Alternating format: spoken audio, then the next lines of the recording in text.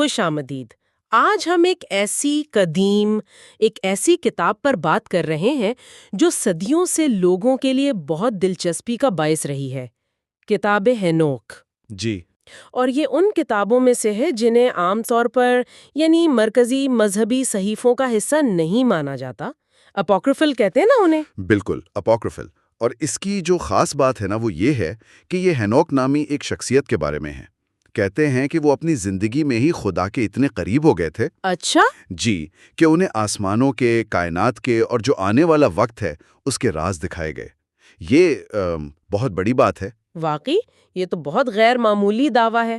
تو آج ہمارا مقصد یہی ہے کہ جو مواد ہمارے پاس ہے اس کی بنیاد پر دیکھیں کہ اس پراسرار کتاب میں اہم چیزیں کیا ہیں، کردار کون سے ہیں، کیا پیغامات ہیں۔ جی کوشش کرتے ہیں سمجھنے کی۔ چلیں تو شروع کرتے ہیں۔ سب سے پہلے تو خود ہینوک، ان کے بارے میں کیا معلوم ہے؟ کہا جاتا ہے کہ وہ بہت نیک، بہت راست باز انسان تھے۔ جی ہاں بالکل، اور خدا نے انہیں چنا تھا ایک خاص مقصد کے لیے۔ کیا مقصد تھا وہ؟ انہیں حکم ملا تھا کہ وہ جو کچھ دیکھیں گے، جو سنیں گے، آسمانی راز، وہ سب آنے والی نسلوں کے لیے لکھ دیں۔ اور اس سفر میں وہ اکیلے نہیں تھے، کوئی رہنما بھی تھا؟ جی، ان کے ساتھ تھے فرشتہ اوریل یعنی یوریل۔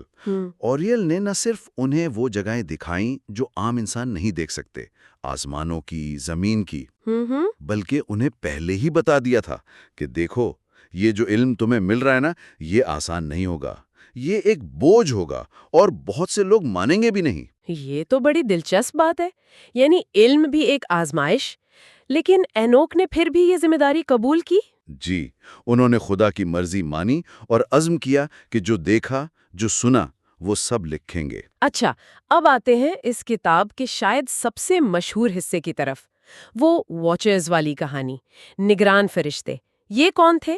ان کا کیا ہوا؟ جی، واچرز، یہ وہ فرشتے تھے جنہیں زمین پر بھیجا گیا تھا، شاید انسانوں کی رہنمائی کے لیے یا نگرانی کے لیے۔ ٹھیک۔ لیکن کتاب بتاتی ہے کہ وہ یہاں آ کر انسانی عورتوں کے حسن سے بہت متاثر ہو گئے۔ تو وہ اپنے اصل مقصد سے بھٹک گئے؟ جی بالکل، وہ اپنے مقصد سے ہٹ گئے۔ تو یہ کیا بس ایسے ہی ہو گیا یا کوئی منصوبہ بندی تھی؟ نہیں، یہ باقاعدہ ایک منصوبہ لگتا ہے۔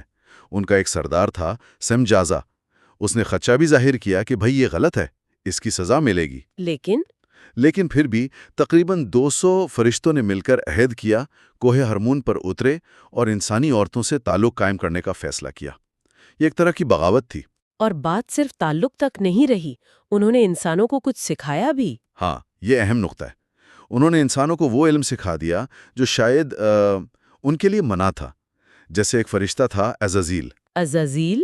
جی، اس نے ہتھیار بنانا سکھایا، تلواریں، ڈھالیں اور زیبائش مطلب سنگار جیسے سرما لگانا۔ اور دوسروں نے جادو، منتر، جڑی بوٹیوں کے راز یہ سب بتا دیے۔ تو یہ علم جو ہے یہ انسانوں کے لیے نقصان دہ ثابت ہوا؟ بظاہر یہی لگتا ہے کہ علم اور طاقت جب غلط ہاتھوں میں یا غلط نیت سے استعمال ہوں تو بگاڑ پیدا کرتے ہیں۔ شاید یہ کتاب یہی بتا رہی ہے۔ اور ان فرشتوں اور انسانی عورتوں کے تعلق سے کیا ہوا؟ ان کے ملاپ سے پھر پیدا ہوئے نفلم۔ جی، کتاب انہیں دیو کامت کہتی ہے، بہت ہی لمبے، بہت بڑے جسے والے۔ ایک جگہ تو لکھا ہے 300 کیوبٹ قد۔ 300 کیوبٹ، یہ کتنا ہوتا ہے؟ یہ تو بہت ہی زیادہ ہے۔ جی، ناقابل یقین حد تک لمبا، تصور کرنا بھی مشکل ہے۔ تو ان نیفلم نے زمین پر کیا کیا؟ ظاہر ہے اتنی بڑی مخلوق۔ انہوں نے تباہی مچا دی۔ وہ بہت کھاتے تھے، بہت زیادہ۔ پہلے تو انسانوں نے جو اگایا، جو جمع کیا، وہ سب کھا گئے۔ پھر جب وہ ختم ہو گیا تو وہ انسانوں کو کھانے لگے، جانوروں کو، پرندوں کو، یہاں تک کہ ایک دوسرے کو بھی، اور ان کا خون پیتے۔ یا خدا! کتاب کہتی ہے کہ زمین ان کے ظلم سے، خون ریزی سے چیخ اٹھی۔ یہ تو بہت ہی خوفناک منظر کشی ہے۔ تو آسمان پر اس کا کوئی نوٹس لیا گیا؟ فرشتوں نے کچھ کیا؟ جی بالکل، 4 بڑے فرشتوں کا ذکر ہے، میکائل، اوریل، رافل اور جبرائیل۔ انہوں نے یہ سب دیکھا، یہ تباہی، یہ گناہ، اور انہوں نے خدا سے فریاد کی۔ انہوں نے شکایت کی؟ جی، انہوں نے بتایا کہ زمین پر کیا ہو رہا ہے، انصاف ختم ہو گیا ہے، خون بہہ رہا ہے۔ تو خدا کا فیصلہ کیا آیا ان واچرز اور نفلیم کے لیے؟ فیصلے کافی سخت تھے۔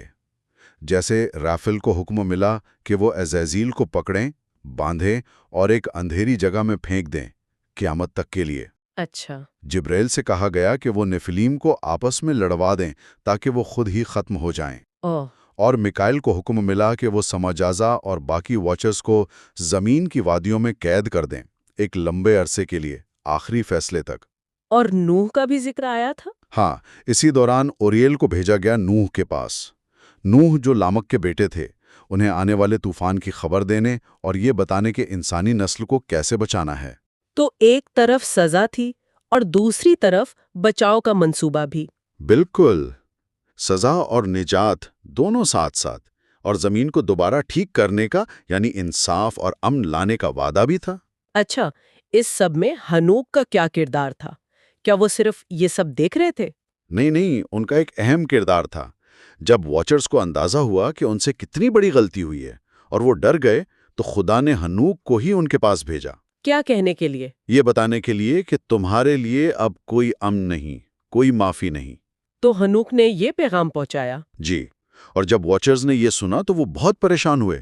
انہوں نے ہنوک سے کہا کہ آپ ہماری طرف سے معافی کی درخواست لکھ کر خدا کے پاس لے جائیں۔ انہوں نے خود کیوں نہیں مانگی؟ کتاب کہتی ہے وہ اتنے شرمندہ تھے کہ آسمان کی طرف دیکھ بھی نہیں پا رہے تھے۔ اچھا، تو ہنوک لے کر گئے درخواست؟ ہاں، ہنوک نے لکھی اور لے کر گئے، لیکن خدا کا جواب صاف تھا۔ تم آسمانی مخلوق تھے، مقدس مقام چھوڑا، زمینی خواہشات میں پڑے، یہ گناہ قابل معافی ہے۔ تو معافی نہیں ملے؟ نہیں ملی، اور یہ بھی کہا کہ تمہارے بچے یعنی نفلیم وہ بھی تباہ ہوں گے۔ کیا ہنوک نے اپنی رویا میں وہ جگہ بھی دیکھی جہاں ان گرے ہوئے فرشتوں کو سزا دی جا رہی تھی؟ جی ہاں، انہیں ایک جگہ دکھائی گئی جو تاریک تھی، آگ سے بھری ہوئی۔ وہاں ان باغی فرشتوں کو قید کیا گیا تھا۔ اور نفلیم کی روحوں کا کیا بتایا گیا؟ یہ ایک اور دلچسپ بات ہے۔ بتایا گیا کہ نفلیم جب مر جائیں گے تو ان کی روحیں زمین پر ہی رہیں گی۔ زمین پر؟ جی، کس طرح؟ بری روحیں بن کر، اور وہ انسانوں کو گمراہ کریں گی، تکلیف دیں گی، جب تک کہ آخری فیصلہ نہیں ہو جاتا۔ یہ تو کافی گہری اور پیچیدہ باتیں ہیں۔ کیا ہنوک نے آسمانوں میں اور بھی کچھ دیکھا کائنات کے بارے میں؟ جی ہاں، کافی کچھ۔ انہیں شول دکھایا گیا، یعنی وہ جگہ جہاں مرنے کے بعد روحیں جاتی ہیں۔ وہاں نیک لوگوں کے لیے الگ جگہ تھی آرام کی، اور گنہگاروں کے لیے الگ سزا کی۔ یہ تصور تو بعد میں بھی ملتا ہے نا؟ جی بالکل، یہ خیال بہت سی روایتوں میں پایا جاتا ہے۔ اور کیا دیکھا انہوں نے؟ انہوں نے خدا کا تخت دیکھا، ایک عظیم مقدس پہاڑ پر آگ کے دریا بہہ رہے تھے، ہزاروں لاکھوں فرشتے تھے، بہت جلالی منظر تھا۔ واہ! وہیں انہوں نے شجر حیات یعنی ٹری آف لائف بھی دیکھا، اور بتایا گیا کہ جب سب کچھ ٹھیک ہو جائے گا تو نیک لوگوں کو اس کا پھل کھانے کو ملے گا۔ یہ سب تو الہی جلال اور حتمی انصاف کی باتیں ہیں۔ کتاب ہنوک میں ایک اور حصہ ہے، امثال کی کتاب، بک آف پیرابلز۔ اس میں کیا خاص بات ہے؟ جی، یہ حصہ بہت اہم سمجھا جاتا ہے۔ اس میں نیک اور بد لوگوں کے انجام، آسمانی راز، ان سب کے علاوہ ایک خاص ہستی کا ذکر بار بار آتا ہے، ابن آدم یعنی سن آف مین۔ ابن آدم؟ یہ کون ہے؟ کتاب کہتی ہے کہ یہ ایک ایسی ہستی ہیں جو دنیا بننے سے بھی پہلے سے موجود تھے۔ اچھا؟ جی، انہیں منتخب، چوزن ون اور راست باز، رائچس ون کہا گیا ہے۔ ان کا کام ہے بادشاہوں، طاقتوروں، ظالموں کا انصاف کرنا اور نیک لوگوں کی حفاظت کرنا، انہیں بچانا۔ تو یہ ایک مسیحا جیسی شخصیت ہے؟ بالکل ایسا ہی لگتا ہے، ایک نجات دہندہ کا تصور ہے۔ کیا اس حصے میں قیامت کے دن کا بھی کوئی منظر بیان کیا گیا ہے؟ ہاں، بہت واضح طور پر کہ آسمانی کتابیں کھولی جائیں گی، ہر کسی کا حساب ہوگا اس کے کاموں کے مطابق۔ اور اس دن کیا ہوگا؟ جو دنیا کے طاقتور بادشاہ، حکمران ہیں، وہ ڈریں گے، کانپیں گے، لیکن جو نیک لوگ ہیں وہ خوش ہوں گے، انہیں ہمیشہ کی زندگی ملے گی۔ اور گناہگاروں کا کیا ہوگا؟ گرے ہوئے فرشتوں کا؟ ان سب کو سزا ملے گی، انہیں آگ میں ڈالا جائے گا، اور ابن آدم یعنی سن آف مین اس سارے فیصلے میں مرکزی کردار ادا کریں گے۔ آپ نے پہلے باغی ستاروں کا بھی ذکر کیا تھا، یہ کیا معاملہ ہے؟ جی، کتاب کا ایک حصہ ہے خلقیاتی کتاب، ایسٹرونومیکل بک۔ اس میں کائنات کے نظام پر بات کی گئی ہے۔ کیسے؟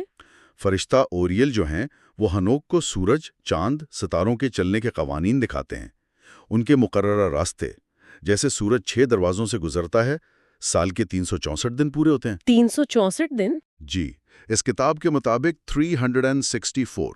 پھر چاند کا چکر، اس کی روشنی کا کم زیادہ ہونا، ستاروں کا اپنے وقت پر نکلنا، اپنے مدار میں رہنا، یہ سب دکھایا گیا ہے کہ کیسے پوری کائنات خدا کے حکم پر چل رہی ہے۔ سوائے ان باغی ستاروں کے؟ بالکل، جس طرح کچھ فرشتے باغی ہوئے ویسے ہی کچھ ستارے بھی تھے، وہ اپنے راستے سے ہٹ گئے یا وقت پر طلوع نہیں ہوئے۔ تو انہیں بھی سزا ملی؟ جی، انہیں بھی ان گرے ہوئے فرشتوں کی طرح ایک گڑھے میں قید کر دیا گیا۔ کمال ہے، یعنی پوری کائنات فرما بردار ہے سوائے کچھ فرشتوں اور انسانوں کے؟ ہاں، یہ انسان کی نافرمانی پر ایک طرح کا کائناتی تبصرہ لگتا ہے، اور اسی حصے میں یہ بھی لکھا ہے کہ آخری زمانے میں لوگ وقت کا، موسموں کا، کیلنڈر کا حساب کتاب گڑبڑ کر دیں گے۔ یہ بھی نافرمانی کی علامت؟ جی، خدا کے بنائے ہوئے نظام سے ہٹنے کی علامت۔ ہنوک نے کچھ خواب بھی دیکھے تھے، ان کا بھی ذکر ہے، ان میں کیا تھا؟ 2 خواب خاص طور پر اہم ہیں۔ پہلا خواب تو آنے والے طوفان نوح کی پیشگوئی تھی کہ زمین پر گناہوں کی وجہ سے تباہی آئے گی، پانی سب کچھ بہا لے جائے گا۔ لیکن نوح بچ جائیں گے؟ ہاں، خدا نے ہنوک کو بتایا کہ نوح اور ان کے ساتھ جو نیک لوگ ہیں وہ بچا لیے جائیں گے۔ اور دوسرا خواب کون سا تھا؟ وہ زیادہ علامتی ہے، اسے اینیمل اپوکالپس کہتے ہیں۔ اس میں پوری انسانی تاریخ کو جانوروں کی شکل میں دکھایا گیا ہے۔ جانوروں کی شکل میں کیسے؟ جیسے آدم کو ایک سفید بیل کے طور پر دکھایا گیا، پھر گناہگار نسلیں آئیں، انہیں دوسرے جانوروں سے دکھایا، طوفان آیا، نوح پھر سفید بیل، ان کے بیٹے بچھڑے، پھر قومیں بنی، بکھریں، نیک رہنما آئے، انہیں خاص مینڈھوں سے دکھایا۔ اور آخر میں؟ آخر میں فیصلہ ہوتا ہے، جو برے جانور ہیں، بھیڑیے، شکاری جانور، وہ گناہگاروں کی علامت ہیں، وہ تباہ ہوتے ہیں، اور جو سفید بھیڑے ہیں یعنی نیک لوگ، وہ امن میں رہتے ہیں۔ یہ ایک طرح سے پوری تاریخ اور اس کے انجام کا خلاصہ ہے۔ تو یہ صرف مستقبل کی خبریں نہیں تھیں، بلکہ تاریخ اور اخلاق کا سبق بھی۔ یقیناً، اور کتاب کے آخری حصوں میں تو ہنوک باقاعدہ اپنی اولاد کو، آنے والی نسلوں کو نصیحتیں کرتے ہیں۔ کیا نصیحتیں؟ یہی کہ سچائی پر چلنا، نیکی کرنا، خدا کے حکم ماننا، اور گناہگاروں کے انجام سے خبردار کرتے ہیں، بتاتے ہیں کہ ان کے راستے پر مت چلنا۔ گناہگاروں کا انجام کیا بتایا انہوں نے؟ بہت واضح طور پر کہ دنیا میں جو ان کی دولت ہے، طاقت ہے، کامیابی ہے، یہ سب عارضی ہے۔ جب فیصلے کا دن آئے گا تو یہ چیزیں کسی کام نہیں آئیں گی، ان کے لیے تاریکی ہے، سزا ہے۔ اور نیک لوگوں کے لیے؟ ان کے لیے کہا گیا کہ اگرچہ دنیا میں انہیں مشکلیں آئیں گی، آزمائشیں ہوں گی، لیکن ان کا اجر بہت بڑا ہے۔ فرشتے انہیں امن کی جگہ، روشنی کی جگہ لے جائیں گے، جہاں ہمیشہ کی خوشی ہوگی، خدا کا قرب ہوگا۔ کتاب کے بالکل آخر میں نوح کی پیدائش کا ایک واقعہ بھی ہے جو کافی عجیب لگتا ہے۔ وہ کیا تھا؟ جی، وہ ہنوک کے بیٹے ہیں متوشلا۔ وہ اپنے باپ یعنی ہنوک کے پاس آتے ہیں۔ پریشان ہیں۔ کیوں پریشان ہیں؟ وہ بتاتے ہیں کہ ان کے پوتے یعنی لامک کے بیٹے جو نوح ہیں کی پیدائش ہوئی ہے، اور وہ بچہ عام بچوں جیسا نہیں۔ کیسا ہے وہ؟